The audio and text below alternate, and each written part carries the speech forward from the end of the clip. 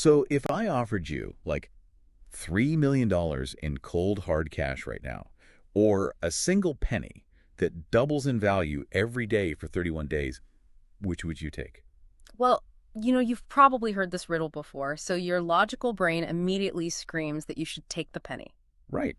But what if I told you that in your actual day-to-day life, you were choosing the $3 million in cash every single time? Yeah, and worse, that choice is silently destroying your career, your health, and your relationships. Because, I mean, you know the feeling. You are bombarded every single day by just this absolute barrage of promises, the quick fixes. The magic bullets. Exactly. The overnight success stories that flood your feeds, promising that if you just buy this exact right pill, you'll drop the weight. Or if you discover this one weird online hack, you'll be a millionaire by Tuesday. It is exhausting. And if you're listening to this right now, it means you are tired of that noise. You want to cut through the marketing garbage and find out what actually works in the real world. Which is exactly why we're here. Yeah, our mission today is to completely dismantle that microwave mentality. We are doing a deep dive into a stack of notes and research centered around Darren Hardy's The Compound Effect, which is, frankly, a masterclass in the foundational operating system of human achievement. And what's fascinating here is that the concepts we're about to unpack are inherently unsexy. Oh, totally. They are incredibly mundane. Like, if you're looking for a secret hack or a shortcut, this isn't going to be the deep dive for you. No, definitely not. The mechanics of genuine, lasting success don't happen in a montage. We're going to look at the invisible, boring, seemingly microscopic daily choices that are mathematically guaranteed to multiply into massive success over time. Or, conversely, if you ignore them, how they compound into catastrophic failure. Right. Okay, let's unpack this. Because the origin of this operating system, the way the author actually lived it, it doesn't start in some plush corporate boardroom or, a serene meditation retreat. Not at all. It starts in a childhood that sounds more like a military boot camp. Yeah, the environment was remarkably intense. I mean, Darren Hardy, the author of our source material, he achieved an incredibly accelerated level of success early in life. Right. He was mentored by the legendary business philosopher Jim Rohn. Exactly. He was pulling in a six-figure income by the time he was 18 years old. Which is insane. It is. And he built a company valued at $50 million by the time he was 27. But when you look at the foundation of that trajectory, it all traces back to his father. The football coach. Right. His parents divorced when he was very young, and his dad, who had a background as a university football coach, raised him as a single father. And look, a former football coach raising a kid on his own in that era does not exactly translate to a gentle, coddling environment. Far from it.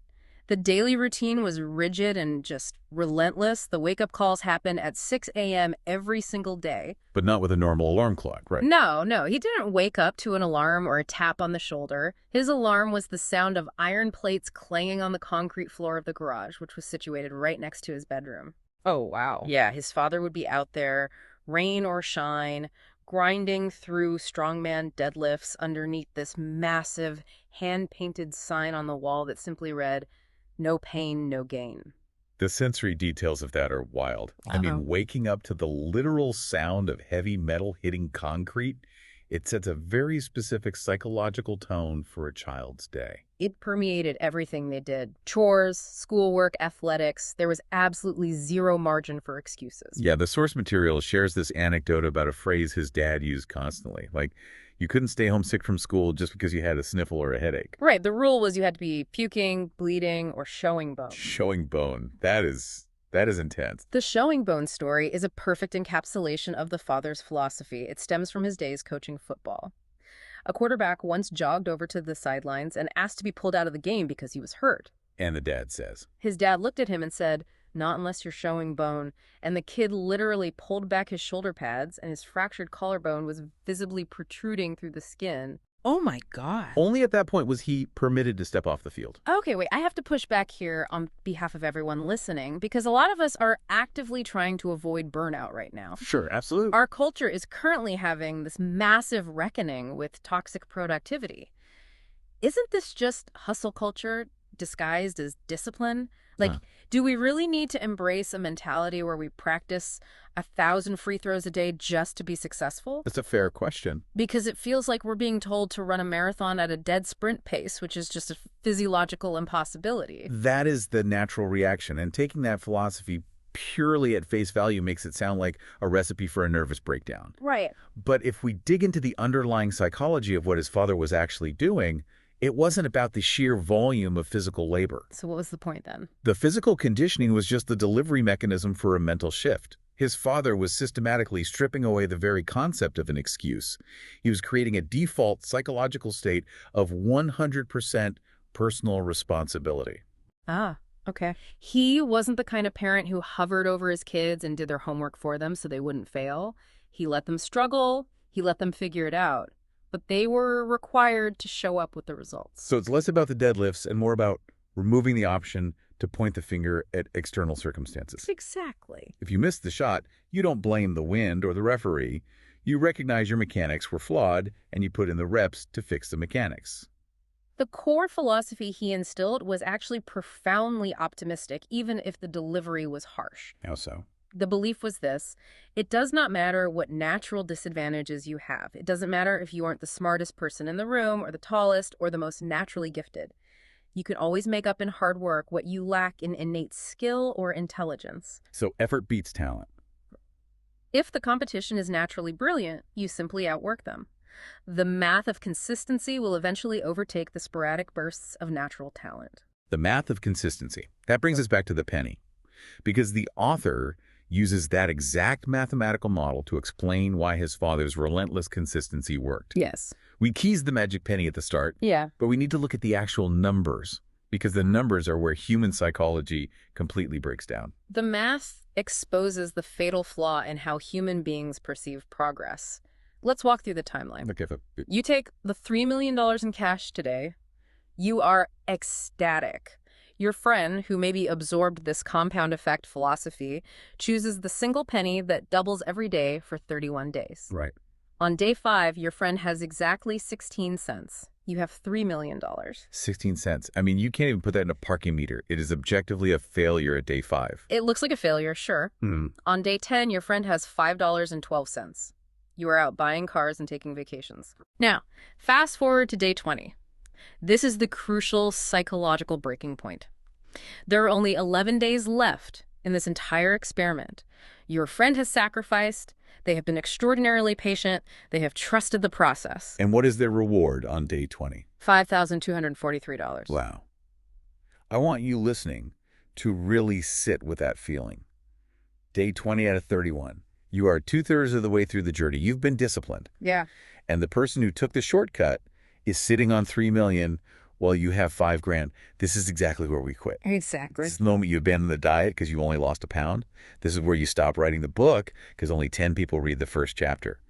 You look at the visible results, you compare them to the effort, and your rational brain says, this is a terrible return on investment. Stop doing this. Because the human brain is not wired to comprehend exponential growth, it understands linear growth. The invisible magic of compounding is happening, but it remains below the threshold of our perception. It's just too slow for us to notice. It takes an agonizingly long time to cross that threshold. On day 29, you still have your $3 million, and your friend has finally reached around $2.7 million. Still losing. Still losing. It is not until day 30 that your friend pulls ahead with $5.3 million, and on the final day, day 31, the math explodes. Right. That single compounding penny becomes $10,737,418. She doesn't just beat you, she triples your outcome. The delay is the filter. The universe or the math or whatever you want to call it forces you to endure the silence of those first 29 days to see if you actually deserve the $10 million on day 31. Well said. But a penny doubling in a vacuum is a clean mathematical model. Human lives are messy. We have stress, we have jobs, we have cravings. So how does this exponential math translate into the biology and sociology of an actual human life? The source material provides a brilliant, grounded case study to bridge that exact gap. It's called The Tale of Three Friends. Oh, I love this part. It moves the concept away from abstract numbers and applies it to the subtle ecosystem of daily habits. Imagine 3 guys who grew up together. They live in the same suburban neighborhood. They make roughly the same salary, around $50,000 a year. Very relatable. They are all married, and they're all in average health, maybe carrying a little bit of that comfortable marriage flab. We all know these guys. Yeah. They're the baseline of normal. Friend number 1 is Larry. Larry represents the status quo. He plods along, doing exactly what he has always done. He feels like he is generally happy, though he occasionally complains that his life is monotonous and nothing exciting ever happens to him. But he changes nothing. But he changes nothing. Then we have friend number 2, Scott. Scott decides he wants to make a few minor adjustments. And the key word here is minor. He starts reading 10 pages of a good book every day. He listens to 30 minutes of something instructional or educational on his commute instead of the morning radio zoo. Okay, pretty easy so far. He cuts out exactly 125 calories a day from his diet. That's not a meal, that's trading a regular soda for a seltzer, or choosing mustard instead of mayonnaise on a sandwich. Right. And finally, he walks a couple of thousand extra steps a day, which is less than a mile. I want to emphasize how unheroic this is.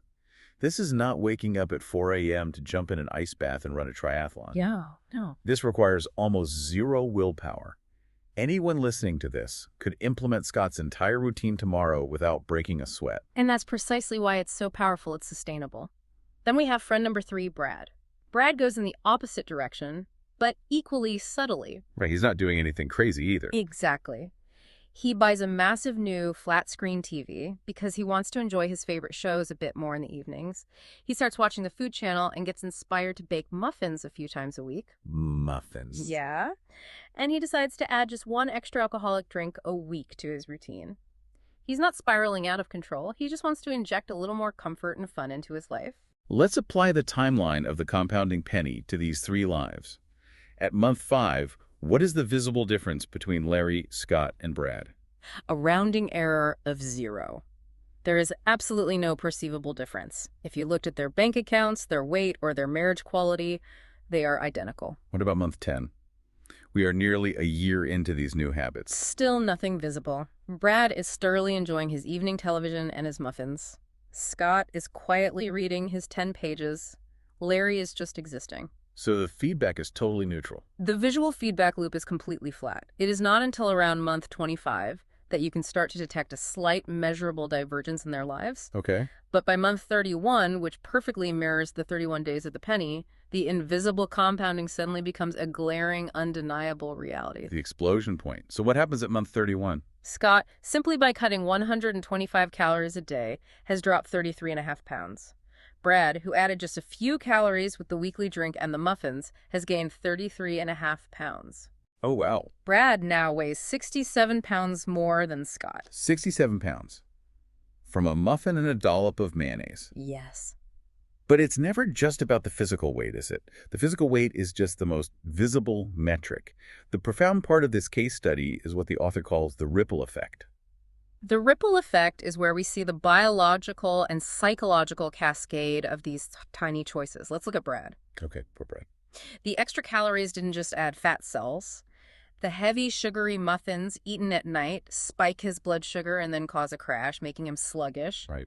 He sleeps poorly because his digestion is working overtime. He wakes up groggy. The grogginess makes him irritable at the breakfast table. That irritability carries over into his commute, raising his baseline cortisol levels before he even gets to the office. So his biology is now actively working against his mood and his performance. Exactly. Because he is sleep-deprived and stressed, his focus at work deteriorates.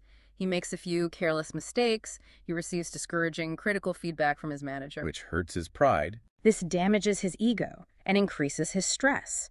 And how does Brad cope with stress? He seeks comfort. He eats more heavy food and watches more television to numb out. His energy plummets further, so he stops taking those evening walks he used to take with his wife. Here is where it gets really interesting. Brad is caught in a doom loop, and he has absolutely no idea how he got there. No idea at all. He thinks his boss is a jerk for criticizing him. He thinks his metabolism is just slowing down because of age. He never connects the marital tension back to the TV and the baked goods. And the marital tension is perhaps the most devastating part of the ripple effect. Because Brad stopped walking with his wife, he loses out on the endorphins of light exercise and the bonding time. He feels physically heavier, which lowers his self-esteem.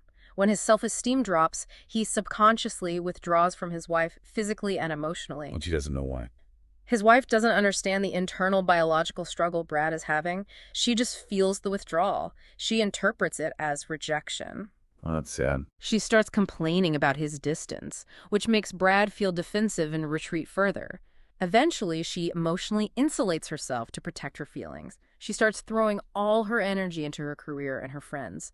The distance becomes a chasm. And all the while, Scott, who read the 10 pages and walked the extra mile, experienced a positive biological and psychological cascade. The exact opposite of Brad. Yeah, the 1,000 hours of reading compounded into new ideas, which he applied at work, earning him a promotion. The walks boosted his endorphins and his cardiovascular health, giving him more energy for his wife, deepening their connection. Right. And Larry is exactly where he was 2.5 years ago, just feeling a deep, quiet resentment that life passed him by. The critical takeaway for the listener is to evaluate the timeline of consequence. The danger of Brad's path is the lack of immediate negative feedback. Right, that's right. The author calls this the instant gratification trap. Human beings evolved in an environment where threats and rewards were immediate. If a tiger jumps out of the bushes, you run. If you find a berry, you eat it. We are not evolved to process a threat that takes 31 months to materialize. Exactly. If Brad took a bite of a muffin and instantly gained 30 pounds, and his wife immediately handed him divorce papers, he would spit the muffin out. Instantly. The brain would make an instantaneous association between the action and the catastrophic pain. But because the pain is delayed by 2.5 years, our primitive brain tricks our rational brain into thinking the action is safe. We convince ourselves we're getting away with it. You skip the gym for a week, and you don't drop dead of a heart attack.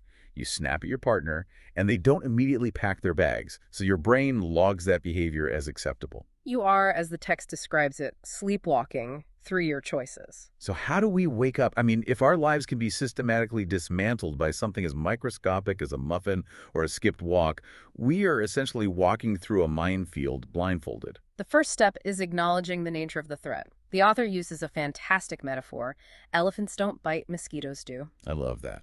It is rarely the massive, catastrophic events that ruin our lives. Very few people wake up and intentionally decide to destroy their career or bankrupt their family. The destruction comes from the daily mosquito bites, the tiny, seemingly inconsequential choices that compound over time. So, to combat these invisible mosquito bites, the source material suggests we have to forcefully rewrite our biological filters. There's this story in the book called Thanksgiving Year-Round that illustrates how to do this. Oh, this is a great one. Yeah, the author had a friend who was constantly complaining about his wife. Every time they talked, the friend would list off everything she was doing wrong. So the author decided to run a covert experiment in his own marriage to see if he could inoculate himself against that kind of toxicity. And the experiment was incredibly simple in its mechanics, but profound in its neurological impact. For an entire year, the author secretly kept a journal. And every single day, without fail, he wrote down one specific thing he appreciated about his wife. It could be anything, right? The way she interacted with their dogs, a specific meal she made, the way she laughed at a joke. Yes, the scale of the observation didn't matter. What mattered was the daily act of searching for the positive. When he gave her the journal the following Thanksgiving, she was overwhelmed. I mean, naturally. She cried and called it the greatest gift she had ever received. But the fascinating part of this story isn't her reaction. It's what the year-long process did to the author's own brain. Because he fundamentally rewired his neural pathways. Exactly. By forcing himself to scan his environment for 5 minutes a day to find something to appreciate, he starved the neural circuits dedicated to complaining. In neuroscience, there's a saying, neurons that fire together wire together. Right. If you spend your time finding faults, you build a superhighway in your brain for negativity. You become highly efficient at finding things to be angry about. But he built a superhighway for gratitude. His brain became hypersensitive to her positive traits. This changed his body language, his tone of voice, and his patience levels. And she felt that. Yes. When he showed up differently in the marriage, she naturally responded to that warmth, which gave him even more things to write in the journal. It was a compounding cycle of positive reinforcement. And when he eventually convinced his complaining friend to try the same exercise, it entirely transformed the friend's feeling marriage in a matter of months. It's a perfect example of taking control of the inputs, which leads us to a concept from the notes that I suspect is going to make a lot of people deeply uncomfortable. Oh, it made me uncomfortable when I first read it. The author attended a seminar when he was 18, and the instructor introduced the 1,000 rule. The instructor asked the audience, what percentage of shared responsibility do you have in making a relationship work? And naturally, the audience shouted out the standard cultural answers, 50-50, or maybe 51-49. The idea that a relationship is an equal partnership where both sides meet in the middle. But the instructor wrote 1,000 on the whiteboard. The philosophy is that you have to be willing to give 100% with zero expectation of receiving anything in return. He argued that only when you take 100% responsibility for making the relationship work will it actually work. Now, I have to stop right here. Right. Because in practice, applying 1,000 sounds like a recipe for becoming a complete doormat. It does. Let's take a messy, real-world example. Say I am assigned a major project at work with a colleague. We split the duties. On the day of the presentation, my colleague doesn't show up, they haven't done their slides, and they actively lied to me about their progress. Okay. Pretty bad scenario. Right. How on earth is that 100% my responsibility? If I accept the blame for their sabotage, aren't I just enabling toxic behavior? If we connect this to the bigger picture, it is entirely natural to reject this concept at first glance because it feels deeply unjust. But we need to separate the concept of fault from the concept of responsibility. Okay, explain the difference. The 1,000 rule is not about martyring yourself. It is not about excusing the bad behavior of others. In psychology, this concept aligns with having an internal locus of control. It is actually the ultimate power grab. A power grab? How is taking the blame a power grab? Because the moment you point the finger at your coworker or your spouse or the traffic or the economy, you surrender your power to change the situation. I see. If your success is 50% dependent on your coworker, then you are a victim to their whims. You are leaving half of your professional destiny to chance. But if you take 100% responsibility, you start asking different questions. Like what? You ask, why didn't I set up benchmark check-ins prior to the deadline? Why didn't I verify the data myself? Why did I trust this person when they have a history of flakiness? So taking the responsibility means taking control of the variables for next time. The author actually lived this out in a very painful way, didn't he? He lost a massive amount of money. He lost $330,000 to a bad business partner. The partner mismanaged the funds, made terrible decisions, and squandered the cash. Ouch. The author had every legal and moral right to play the victim. He could have spent years tied up in litigation, fueled by righteous anger. But instead, he applied the 1,000 rule. What did he do? He looked in the mirror and realized that the loss was ultimately his own fault. He had failed to do the necessary due diligence on the partner's background. He trusted blindly instead of verifying. He wasn't inspecting what he was expecting. By choosing not to take complete ownership of the business operations, he was entirely responsible for the disastrous outcome. He referred to that loss as tuition paid to the University of Hard Knocks. He took the hit, absorbed the lesson, and moved forward with a massive upgrade to his personal operating system. When you own the failure, you secure the exclusive right to fix it. This internal locus of control is the dividing line between people who seem perpetually lucky and those who feel cursed. The billionaire Richard Branson was once asked in an interview if luck played a significant role in his massive success. What did he say? He didn't downplay it. He agreed entirely. He said luck surrounds all of us every single day. The difference is that he was positioned to capture it. The sources outline a specific formula for this kind of luck. Preparation plus attitude plus opportunity plus action equals luck. Let's break down the mechanics of that formula. Preparation is your personal growth. The skills you acquire, the books you read, the emotional intelligence you develop. Okay. Attitude is your psychological filter, your locus of control. It's the belief that you are responsible for finding the silver lining or the hidden advantage in any situation. Opportunity is the external event, the random encounter, the market shift. And action is the courage to execute when the first three align. People who operate with a victim mentality fail the formula at multiple stages. They don't see the opportunity because their attitude is calibrated to see obstacles and unfairness. And even if they trip over an opportunity, they can't capitalize on it because they haven't done the preparation. Precisely. Claiming 100% responsibility tunes your brain to see the opportunities that the victims walk right past. I buy the theory. Taking complete ownership sounds empowering, but I am stuck in the execution.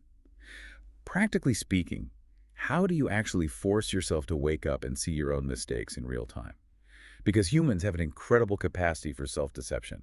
We justify our bad habits. How do you catch the mosquito before it bites you? You introduce friction, and the ultimate tool for introducing friction into your daily life is tracking. This is the absolute secret weapon of the compound effect. The tracking concept introduces us to one of the most painful financial realizations in the entire book, The $50,000 Coffee. Yes. The author had this massive wake-up call in his early 20s. He was crushing it as a young real estate agent, making incredible commissions. He goes to sit down with his accountant, feeling very successful, and the accountant looks at the paperwork and tells him he owes over $100,000 in taxes. And the author panicked because he didn't have the cash.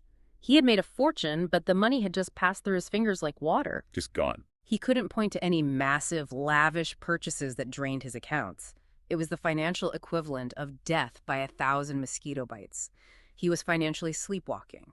So his accountant gives him a prescription that sounds like torture. He tells the author to carry a small, physical notepad in his back pocket and physically write down every single cent he spends for 30 straight days. Every $4 coffee, every dry cleaning bill, every 50 cents he put into a gas station air pump for his tires, every single transaction. The psychology behind this is vital to understand. Why a physical notepad? Why not just look at a bank statement at the end of the month or use an automated app that categorizes your spending? Right, because an app is way easier.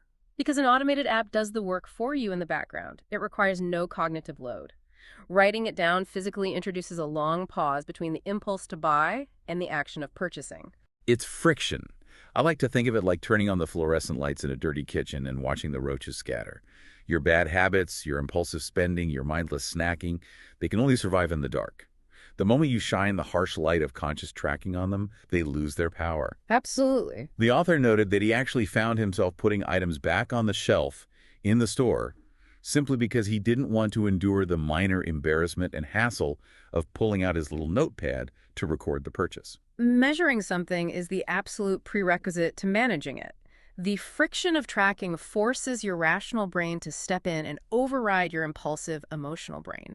And when you start tracking your micro-expenses, you are confronted with the mathematical reality of the future value of money. I am looking at the coffee math for the notes, and I have to be honest, my initial instinct is to reject it because it feels so hyperbolic. How does a daily coffee habit turn into 50 grand? It's the magic penny math applied to your liabilities. Let's say you have a daily gourmet coffee habit that costs you $4.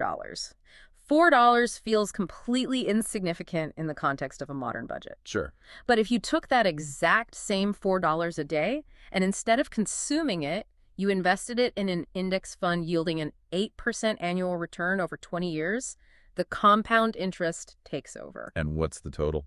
That daily cup of coffee ends up costing your future self exactly $51,833.79. It is staggering. By that logic, every single dollar you spend on frivolous consumption today is the equivalent of reaching 20 years into the future and stealing $5 out of your own pocket. This completely rewires how you view consumer goods. The author tells a story about walking through Costco and seeing a crepe maker on sale for $50. A crepe maker. The immediate impulsive thought is, wow, only $50 for a crepe maker. That's a great deal. But when you apply the future value of money, that crepe maker isn't costing $50. It is costing his future self $250. Wow. When he asked himself, is this appliance worth $250 of my future wealth? The answer was an immediate no. He put it down. Tracking saves you from the Costco graveyard of unused gadgets gathering dust in your garage. But the power of tracking extends far beyond personal finance. The same mechanism governs human performance and organizational culture. Look at professional sports. The margin of error is microscopic. Right. The sources highlight a statistic about professional golf. The number 1 ranked golfer in the world earns roughly 5 times the prize money of the golfer ranked number 10. But the number 1 golfer is not 5 times better at hitting the ball. Not at all. The difference in their actual average score across the season is only 1.9 strokes. The number 1 player is literally only 2.7% better than the 10th player. But that tiny margin, tracked and refined relentlessly, yields a 500% increase in financial reward. That 2.7% edge is created entirely in the dark, through the tedious tracking of swing mechanics, nutrition, and mental states. And if we look at how this applies to a corporate environment, the results are equally exponential. The notes detail the story of a CEO named Phil. Phil, the CEO. Yeah. He was running a company doing over $100 million in annual sales, but the internal culture was dying. Morale was low and turnover was high. The author didn't prescribe a massive corporate restructuring or a million-dollar consulting audit. He prescribed a single tracked habit. Phil's assignment was to walk out of his corner office, stroll through the building 3 times a week, and find 3 specific people who were doing something right. Not correcting mistakes, but actively hunting for positive behaviors. And he had to personally, verbally appreciate them for it. And he had to track it to ensure he actually did it. Right, the time commitment was less than 1 hour per week. But let's look at the organizational psychology of what happened over the next 18 months. Okay. When employees felt genuinely seen and validated by the CEO, their dopamine levels spiked. They felt a sense of ownership. That positive reinforcement made them work slightly harder and interact with customers with more enthusiasm. Which customers love. The improved customer interactions led to higher satisfaction and repeat business. Over 18 months, that single tracked habit of expressing appreciation created a ripple effect that increased the company's net profits by more than 30%. That is a $30 million swing generated with zero additional marketing budget. It all comes down to the friction of tracking a tiny action. There's another incredible example in the text about an administrative assistant named Kathleen. She was earning $40,000 a year and felt completely underwater. When asked to save 10% of her income, she insisted it was mathematically impossible. There simply wasn't enough money. So they didn't force the 10%. They asked her to track every penny she spent for a month. Once the invisible spending was illuminated, they asked her to save just 1% of her income. That equated to $33 a month. $33 is nothing. It's skipping the vending machine a few times. She achieved it easily by bringing her lunch from home just 1 day a week. The next month, they bumped it to 2%. She canceled a magazine subscription she was dating anyway. The month after that, 3%. She altered her commute to save on gas. Little shifts. By the end of the year, this woman who swore she didn't have a spare dime was comfortably saving her 10%. But the financial savings wasn't even the most important part of her transformation. The act of tracking and the discipline of saving shifted her identity. She stopped viewing herself as a helpless victim of her salary and started viewing herself as a financial manager. She used some of her savings to invest in seminars and books. She started pitching new revenue ideas to her boss. She eventually started her own business and became a millionaire. The seed of all of that was tracking $33. And we must emphasize the absolute brutal urgency of this math. The compound effect is completely dependent on time as its multiplier. Every day you wait to implement tracking, the math punishes you. Give us an example. Consider 2 individuals. Person A starts investing $250 a month at age 23. Person B thinks they have plenty of time, so they wait until age 40 to start investing that same amount. Right. Person A, who started at 23, can actually stop investing completely at age 40, never put another dime in, and by age 67, they will have over $1 million. Wait, really? Just stop at 40? Stop completely.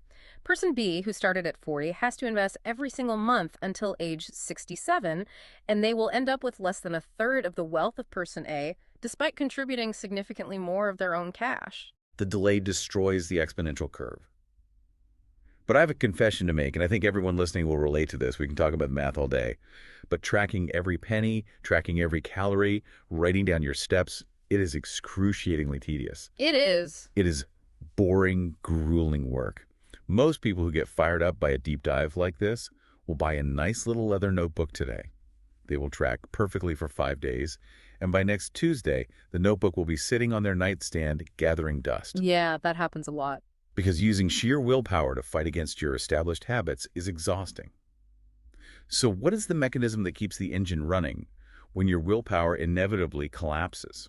This requires a fundamental shift in how we understand motivation. Willpower is, functionally speaking, an incredibly weak and unreliable resource. Right. Relying on willpower to change your life is like trying to stop a starving grizzly bear from attacking a picnic basket by tossing a paper napkin over it. A paper napkin. The grizzly bear represents your deeply conditioned habits, your primal desires for sugar, comfort, and instant gratification. That bear is driven by the basal ganglia in your brain, which never fatigues. And the napkin. The paper napkin is your conscious willpower, located in your prefrontal cortex, which fatigues every time you make a decision. The bear is going to tear through the napkin every single time. So if willpower is just a flimsy paper napkin, how do we build a cage strong enough to hold the bear? The cage is what the author terms why power. This is your core motivation. It is the emotional engine that overrides the primitive brain. To understand how drastically a shift in Y power can alter human behavior, consider the plank analogy outlined in the text. Walk with me through this thought experiment. If I lay a 30-foot wooden plank on the ground right in front of you, and I offer you $20 to walk from one end to the other, you do it instantly. It takes 10 seconds, there's zero risk, and it's easy money. Exactly. Now let's alter the environment. I take that exact same 30-foot plank, and I suspend it between the rooftops of two 100-story skyscrapers. Okay, terrified already. The wind is howling. I offer you the exact same $20 to walk across it. Do you take the bet? Absolutely not. You couldn't pay me $1 million to walk that plank. My brain calculates the catastrophic risk of falling, and it paralyzes my body. But what if we change the variables again? You are standing on the roof of Building A. Your child is trapped on the roof of Building B, and Building B is completely engulfed in flames. Oh, wow. The fire is spreading fast. The only way to save them is to walk across that suspended plank. Do you walk it? Without a second of hesitation, I'm sprinting across that plank. Let's analyze what just happened there biologically and psychologically. The mechanics of the physical task did not change. The plank is the same width. The drop is the same terrifying height. The wind is the same. The risk of death is mathematically identical. Right. But your behavior shifted from complete paralysis to instantaneous action. Why? Because your why changed. When the emotional reason behind an action is massive enough, human beings are capable of enduring almost any level of pain, risk, or boredom to execute the how. The fear of falling is entirely overridden by the terror of losing the child. Jillian Michaels, the famous fitness trainer, uses a very similar psychological framing with her clients. She uses the analogy of an Easter egg hunt. Oh, how does that work? When you were a kid searching for hidden eggs, your parents would guide you by saying, "You're getting warm, you're getting warmer, you're on fire." Or if you walked away, they'd say, "You're cold, you're freezing." Jillian insists that her clients must define their ultimate warm goal with absolute emotional clarity. That makes perfect sense. Because once that goal is defined, every single micro decision throughout the day, choosing the apple or the muffin, taking the stairs or the elevator, can be evaluated instantly. Does this choice make me warmer toward my goal or colder? And it is crucial to recognize that this ultimate goal must be anchored to your core identity, not superficial desires. Explain that. Material goals, wanting to buy a Porsche, wanting a bigger house in the suburbs, those are perfectly fine aspirations, but they lack the profound emotional gravity required to pull you through the dark days. When you are exhausted, when you've tracked your calories for 90 days and the scale hasn't moved, the desire for a luxury car is not strong enough to stop you from eating a pizza. Your brain will easily rationalize that you can buy the car next year. You have to connect your choices to your deepest values, your purpose, or the people you love. Let me play devil's advocate for a moment. What if someone listening is thinking, I don't have a beautiful, noble purpose. I'm not trying to cure a rare disease, and my kids are already grown. What if my primary motivation is just incredibly petty? Petty how? Like, what if I am deeply angry and my entire drive is just to prove my high school guidance counselor wrong because they told me I would amount to nothing?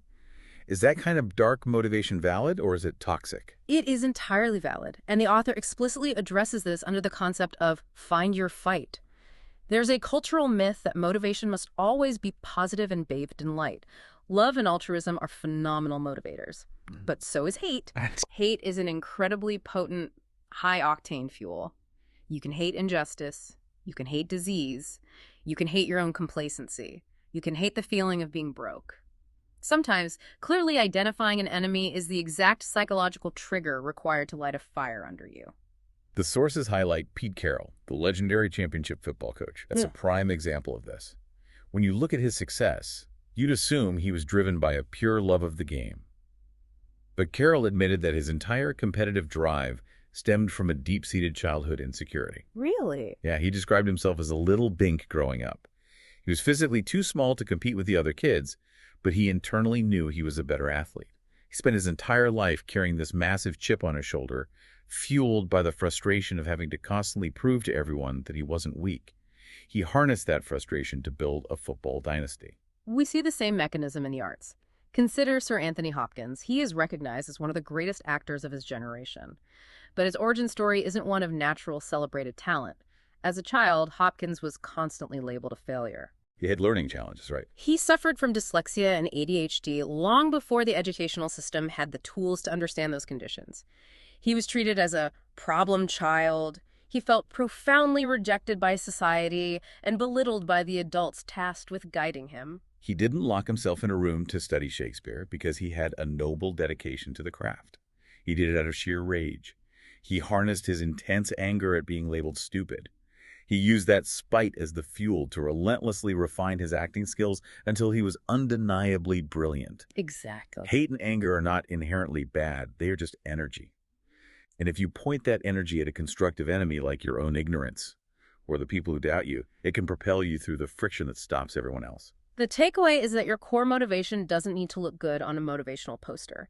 It just has to be powerful enough to keep you tracking your habits on the days you want to quit. So what does this all mean?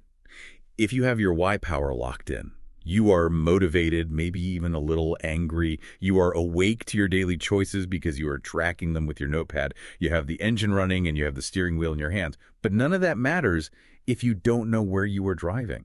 How do you actually lock onto a target to ensure all this compounded effort doesn't just result in you running in circles?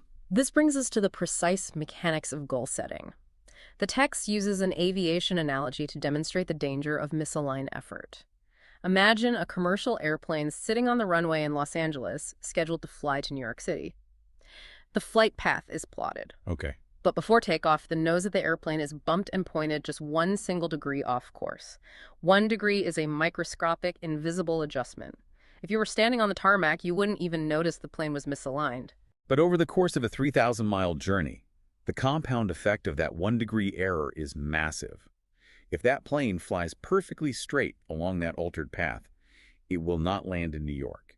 It'll end up 150 miles away, landing in Albany, New York, or Dover, Delaware. Precisely. You can have incredible habits, you can track perfectly, but if your goals are vague or slightly misaligned, you will expend a massive amount of energy only to arrive at a destination you never wanted.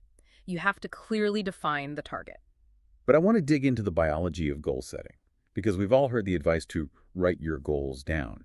The self-help industry has peddled this idea for decades, often wrapping it in this mystical law of attraction rhetoric, suggesting that if you just think about $1 million hard enough, the universe will manifest it in your mailbox. Which frankly makes a lot of analytical people roll their eyes. Right, because it sounds like magic.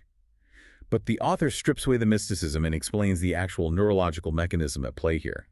It's not the universe granting wishes, it's your brain physically altering its perception of reality. Let's look at the biology. Yeah, let's break it down. At any given second, your brain is being bombarded by billions of sensory inputs. Every sound, every color, every conversation happening around you, the feeling of the chair against your back. If your conscious mind had to process all of that data simultaneously, you would go instantly insane. So the brain has an evolutionary defense mechanism. It actively filters out 99.9% of reality. Yes. There is a network of neurons at the base of your brain called the reticular activating system, or the RAS. Its primary job is to act as a bouncer for your conscious mind.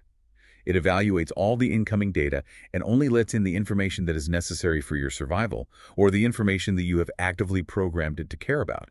Everything else is ignored. This perfectly explains the new car phenomenon. Let's say you decide you want to buy a silver Honda Accord. You spend a week researching them, looking at photos, thinking about the price. Suddenly, you drive down the highway and you look around, and it seems like every third car on the road is a silver Honda Accord. You see them in parking lots, you see them in commercials. Do those cars spontaneously manifest into existence because you sent a vibration into the universe? Yeah. No? They were always there. You passed hundreds of them a month ago.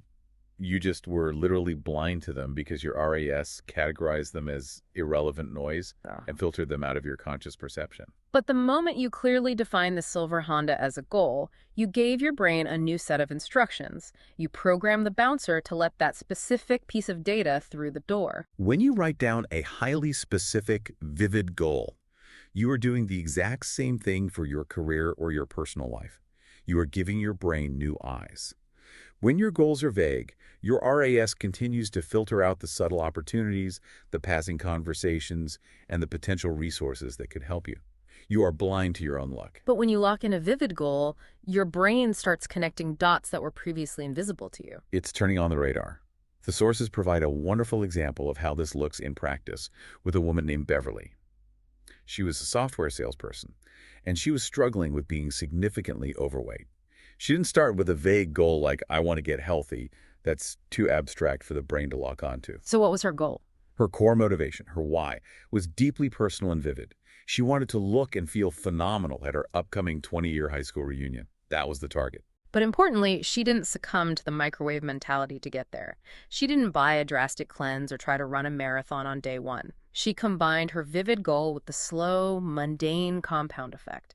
She started by simply mapping out a 1-mile route in her neighborhood by driving it in her car. That was step one. Zero physical exertion. Yeah. Just defining the arena. Then, over the next 2 weeks, she just walked that 1-mile route 3 times. Once her body adapted to walking, she started a very slow jog. The rule was she only jogged until she felt breathless, and then she would stop and walk. It took her 7 full weeks of this slow, tedious process just to jog the entire 1 mile without stopping. Think about that timeline. 7 weeks to run a single mile. In our current culture of instant gratification, 99% of people would have quit at week 3, declaring that the program wasn't working fast enough. But Beverly's RAS was locked onto the reunion. Her Y power was the cage holding the bear. She kept adding distance in microscopic increments, just 1/8 of a mile at a time. The compound effect began to accelerate. 6 months into the process, she was running 9 miles at a time. 9 months in, she was regularly running 13.5 miles. And then the ripple effect took hold, just like it did for Scott in our earlier example. Because she was running, her biology changed. She naturally lost her cravings for heavy junk food. Her cardiovascular health improved, causing her energy levels during the workday to soar. That energy translated into better client pitches, and her sales performance doubled. Wow. The confidence bled into her marriage, bringing back a level of passion that had been missing. She stopped spending time with her sedentary, complaining friends and joined a local running club, completely upgrading her social circle. She lost 40 pounds, looked incredible at her reunion, and now runs full marathons. And none of it happened overnight. It was the result of a vivid goal, a powerful underlying motivation, and the relentless, boring execution of microscopic daily habits. So as we bring all of this together, I want to address you, the listener, directly. What we have uncovered in this deep dive is a reality that is both daunting and incredibly liberating. Beating your competition, achieving financial freedom, or simply becoming a version of yourself you are proud of. It does not require a genetic lottery ticket. No, it doesn't. It doesn't require a heroic, sweeping gesture or a secret manifestation technique. It requires you to accept the unsexy math of tiny, smart choices. It requires the discipline to track your behavior and shine a light on your mosquito bites. And it requires you to anchor yourself to a why powerful enough to pull you through the boredom of the 29th day. It is the ultimate modernization of the tortoise and the hare. The tortoise always wins because the math dictates it must. But there is one final, incredibly dangerous trap hidden within this operating system that we must explore before we finish. All right. It is a concept that catches almost everyone off guard, the profound danger of success itself. That sounds entirely counterintuitive. We do all this work to achieve success. How does the success become the danger? Because success breeds complacency. If you look at the grand scope of human history, the greatest empires, the Egyptians, the Romans, the Greeks, they were rarely conquered when they were struggling and hungry. They collapsed after they had succeeded. Interesting. Extended periods of extreme prosperity, wealth, and dominance led to a cultural softening. The citizens and the leadership got comfortable, they felt secure, and because they felt secure, they slowly stopped executing the tiny, rigorous daily disciplines that built their greatness in the first place. They stopped tracking the details, they let their guard down, they started eating the metaphorical muffins. Exactly. The author illustrates this with a modern, localized example. He observed a highly anticipated restaurant opening on the beach in San Diego. When it first opened, the owners were hungry and meticulous. The food was absolutely sensational. The waitstaff was impeccable and attentive. The floors were spotless. Doing everything right. Because of those tiny discipline choices, the restaurant became a massive hit. Lines were out the door every single night. They achieved their goal. And then the decay set in. The success blinded them. Because the lines were out the door, the hostess developed a snooty, arrogant attitude toward the patrons. The kitchen staff got overwhelmed and started cutting corners, so the food quality dropped. The management stopped tracking the cleanliness, and the floors got sticky. They took their status for granted, assuming the momentum would carry them forever. And it didn't. The compounding math went into reverse, and within 18 months, that wildly successful restaurant was completely out of business. Nothing fails quite like success. It is the boiling frog syndrome perfectly realized. The temperature of the water rises so incrementally, so subtly, that the frog just relaxes into the warmth, completely unaware that it is being cooked to death. The invisible forces of the compound effect never sleep. They're always operating, every second of every day.